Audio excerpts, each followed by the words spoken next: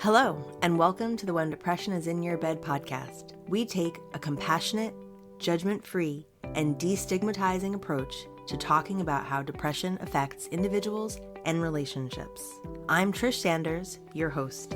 In addition to being a licensed clinical social worker and certified relationship therapist, both my husband and I have lived with depression for most of our lives. Through my experiences, I have learned so much about what can support wellness, connection, better communication, living a more joyful life, and of course, having better relationships. And I'm so excited to share it all with you. Today's episode will be the first part of a two-part series on what to expect. What to expect when you listen to this podcast, what you might expect from me, and even to take a moment to consider thinking about what you may be expecting from yourself or from your partner when it comes to the information that you may obtain from listening to this podcast. Thinking about expectations is a very important part of any relationship, and thinking about what expectations you may be bringing with you when you choose to listen to this podcast may be very helpful in supporting you to use the information that you connect with in a conscious, intentional, and productive way. Let's get started. By you choosing to listen to this podcast, you and I are entering into a new relationship. I will be sharing myself with you, and I hope to learn about you too, as you give feedback or ask questions or leave reviews. But before you even share of yourself in those ways, you are sharing your energy and your time and your presence with me, just by choosing to listen, just by showing up and being there. And so a new relationship begins. And I'm imagining that you may be bringing with you some expectations, which is very common as people begin relationships. You may have expectations for me or for the podcast or what you can learn, or you may even be showing up with some expectations of yourself, like what you should do with the information that you'll get from listening to this podcast. Likely, if you're here, you want to improve your relationship with your partner, or you want to feel better in some way, which totally makes sense. And these things are very important. So I want to be as clear as I possibly can be about what you can expect from me and from this podcast, and what I hope to be able to offer to you. I will also invite you to tune into yourself and to think about what you may be expecting of yourself. And of course, since this is a relationship podcast, I will also invite you to think about what you may even be expecting from your partner. So before I go into what you can expect from me, I want to talk about the idea of expectations themselves.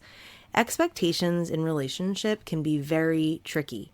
Couples frequently come into my office with a lot of expectations, and sometimes they're very upfront about their expectations, and other times they don't even realize that they have them. But either way, expectations can be very rigid, and they might sound like one partner saying something like, well, this is what a relationship is supposed to be. Or if my partner really wanted to be with me, they would want to change.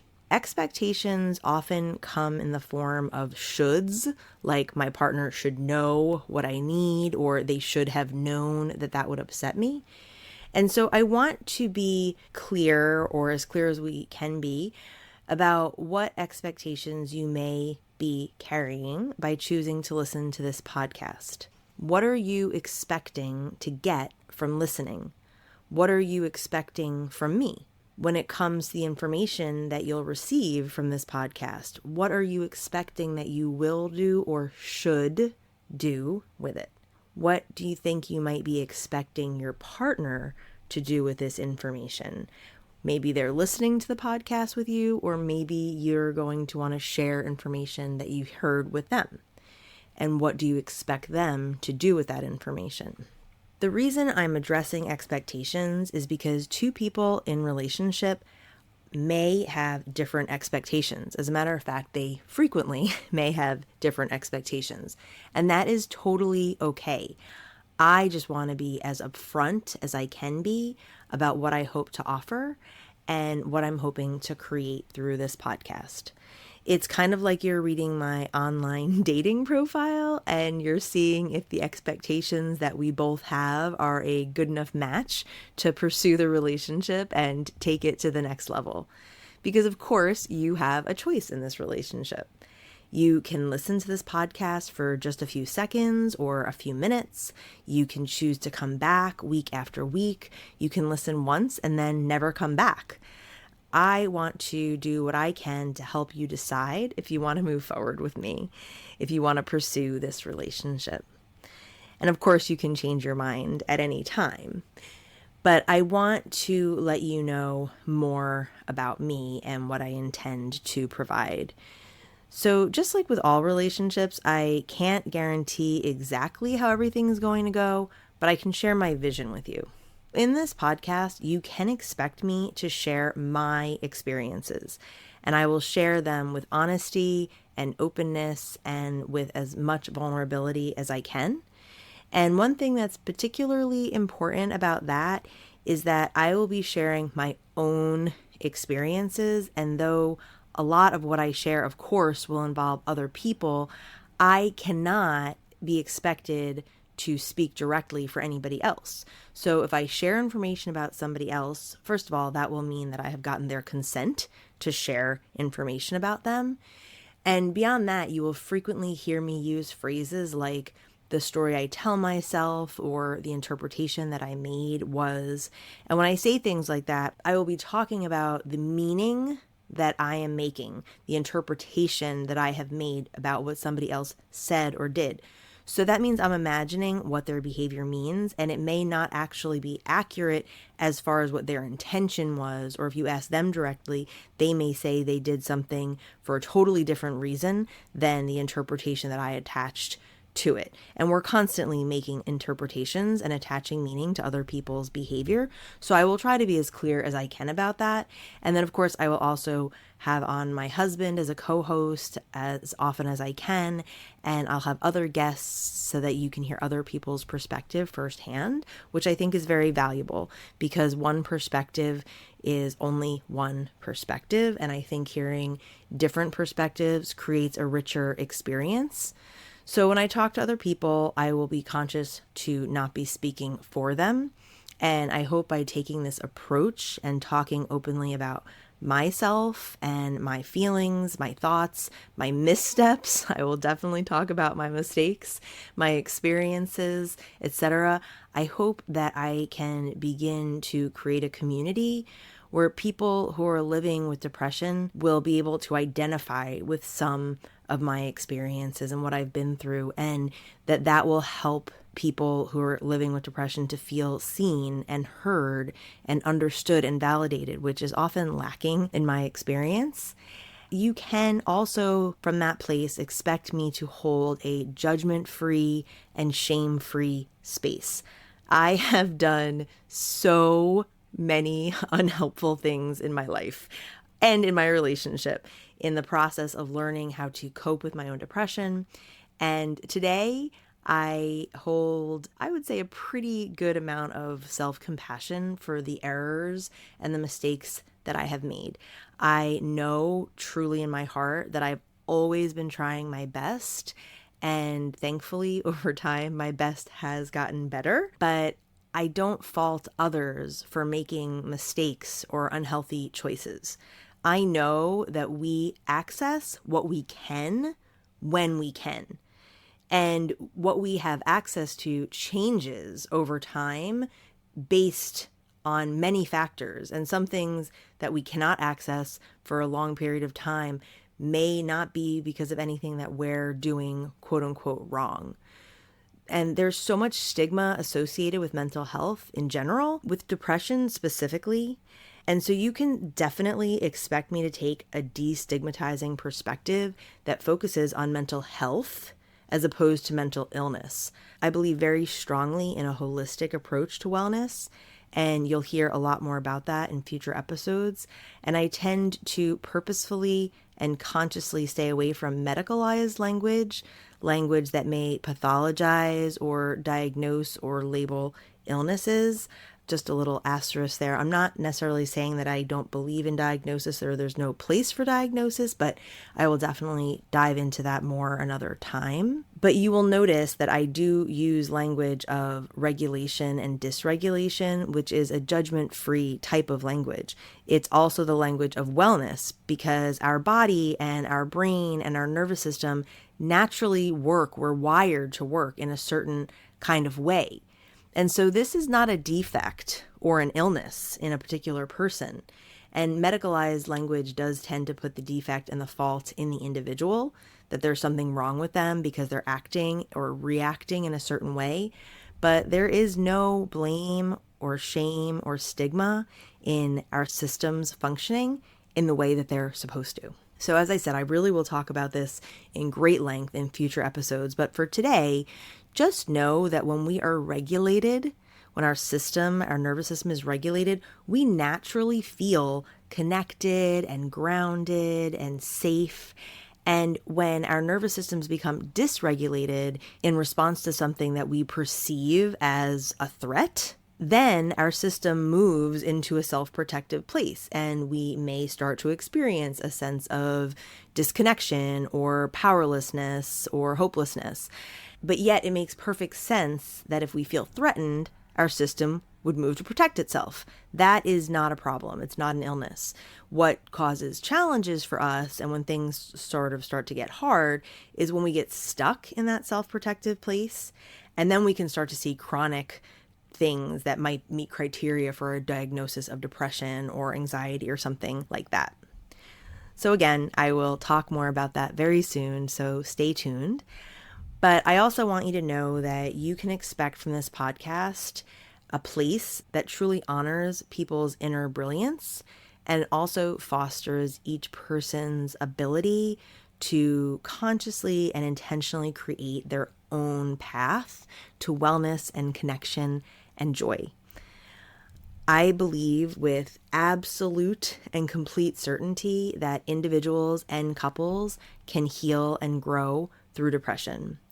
I trust that your nervous system already knows what you need. My job, as I see it anyway, is to create a place that is safe enough for you to be able to be regulated and then therefore be able to learn and explore and try things and figure out things and make mistakes in such a way that it doesn't lead to you giving up, but just trying again. And I already see and know and believe in your inner brilliance. And if you are not yet familiar with that part of your own self, I will happily hold this space while you find that part of yourself, that brilliant part of you, that knowing part of you, and you can take the time you need to get reacquainted with it. So please keep in mind that your partner also has their own unique inner brilliance, and what they need or what creates connection or joy or what they need for healing might be different than what you need. And that is totally okay and also expected because you're two different people. And you can work together to co-create a relationship that works for the both of you. And I hope to help teach you how to create enough safety so that you can actually, from that grounded, connected place, begin to imagine what it's like to be able to enjoy your life more and your relationship more and even yourself more, to actually have an experience of joyful aliveness. And I want to help you consciously move away from focusing on what is hurtful and painful, because of course we notice these things. Our brains are hardwired to pay attention to these things because pain indicates a threat to survival, right? So we do pay attention to that sort of automatically, but I want to support you in intentionally paying attention to things, the positive things, the amazing things that already are in there, that already exist in you and in your partner and in your relationship and in your life.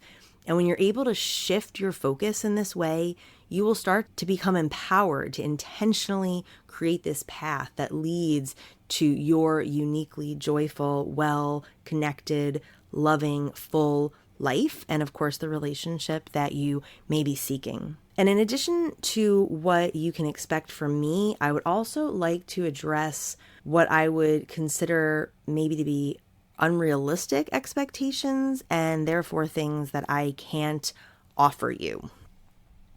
So first of all, please, please, please do not expect that I have all of the answers or even like the answer, like I have a secret key that will end all of your relational suffering, because I do not think that anyone has all the answers.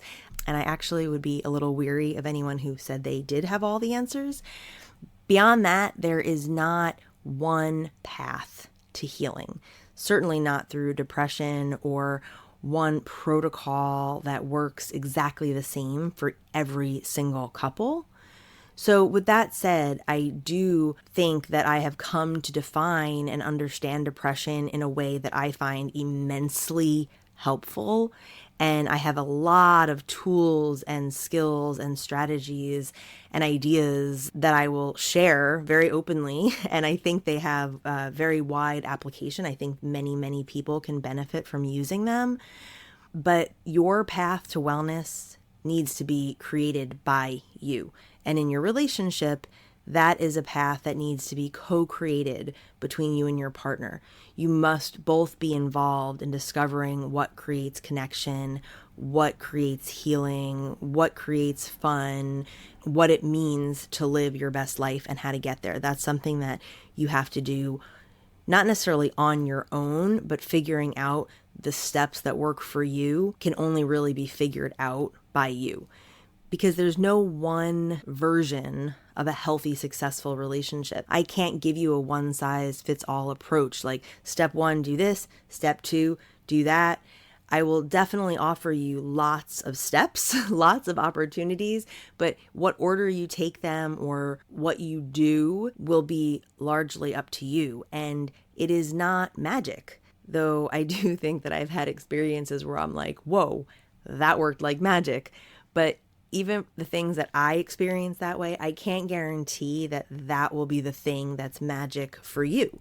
You'll have the chance to discover for yourself what works and what might be magic or have a magical impact. And then you can totally tell me like, hey, Trish, I did this thing and it worked like magic for me. And so I really look forward to hearing those exciting moments when you connect with something that really creates a positive impact in your life. And I also really look forward to when things don't work like magic for you, at least in the way that I present them to you. And then you can tap in and tune into your inner brilliance and tweak it in like just the right way and then end up with a success for you. And so please also share those kinds of successes and that kind of magic that you might be creating in your own life for yourself. And another unrealistic expectation that you may have is to think that listening to the podcast alone will be enough to create the change you're looking for. And this may seem silly because you might not consciously be thinking about this, but this is kind of like the phenomenon that if you buy the Peloton and you leave it in your room, you will become healthier just by the act of having it. But unfortunately, that doesn't work. We actually need to take action. And especially when you're depressed, it can be very hard or even seem impossible to do something. But if you do nothing, you will likely get nothing. There is no magic fix for this. I will talk a lot about things that can help with the stuckness and overwhelm that often do go hand in hand with experiencing depression. But please keep in mind that you do need to do something. You need to take a step in order to move from where you are. So please take all of my ideas, process them, see what makes sense to you, and then let that be your guide about what step you can take that can lead towards improving your relationship, improving your experience of depression. And I would also encourage you to try not to put pressure on the process. Just when something resonates for you, say, okay, that really seemed to make sense to me. And you'll know that means that connection that you experience means that what I have shared is somehow in alignment. with your true self and what your needs are. So then you can wonder, like, okay, how do I put this into action in my life? How do I integrate this into my relationship? And it might be different than what it looks like in my life or in somebody else's life, but you'll be able to kind of piece together your own path one step at a time. I would also like to offer that it is not realistic to expect that if you do the work of relationship, that challenging work, even if you do it as it makes sense to you and you're following the way and you're really attuned, it is not realistic to expect that you will eventually end up with a perfect relationship. There is no such thing as a perfect relationship. And there's also no such thing as a relationship that has zero conflict. And this is because there's no magic wand that makes us stop being human. And I'm pretty glad for that, because being human certainly has its challenges, but there is value in learning and growing and problem solving and experimenting and exploring. And we find joy and self-confidence in figuring out how to successfully navigate conflict. We reclaim our wholeness through this process. We need conflict to grow. We also need to understand the purpose of conflict. And spoiler for anybody, they call them conflict avoidant people, which I'll talk about and use different language around. But conflict is not something that exists just to make relationships hard or to make people miserable. It's something that we need in order to learn more about the hurts that we have and the places that need tender love and care and attention. And if we learn the relational and communication tools that support growing through conflict, then we can really start to see things in a very different way. And you can definitely expect that I will talk quite a bit about how and why to view conflict as something valuable in relationship.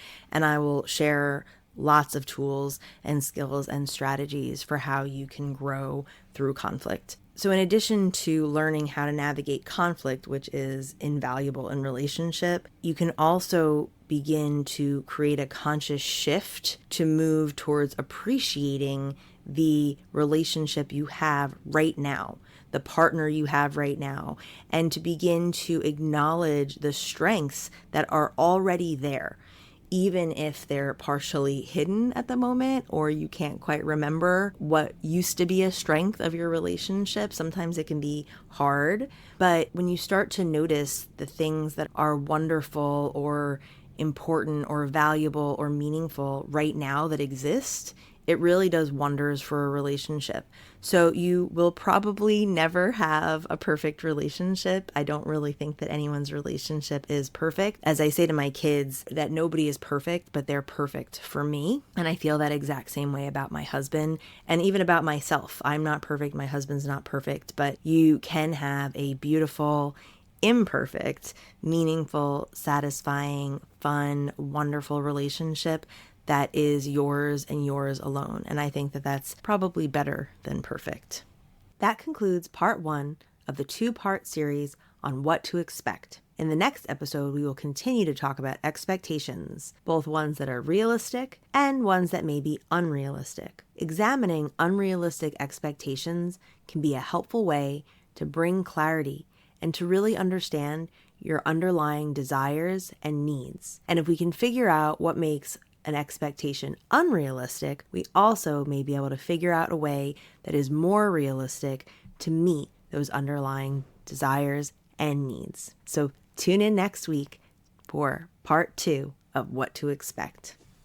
So thanks for showing up today. As our time comes to a close, and as you continue to travel along on your own unique wellness journey, I leave you with an invitation to move from where you are today to where you want to be. The path may seem long or daunting or unclear, and I want you to know that that is totally okay. You do not have to create the whole way all at once. My invitation to you today is to take a step, just one. Any type, any size, in any direction. It can be an external step that can be observed or measured, or it could be a step you visualize. Whatever makes sense to you. I invite you to take a step today, because healing, growth, connection, and joy is possible for everyone, including you. even when depression is in your bed. If you connected with today's episode, please subscribe so you can be notified when each weekly episode gets released. I encourage you to leave a review. Your feedback will help guide future episodes. And please share this podcast with anyone who you think may be interested or enjoy what I have to share. Until the next time we connect, take care of yourself and take a step.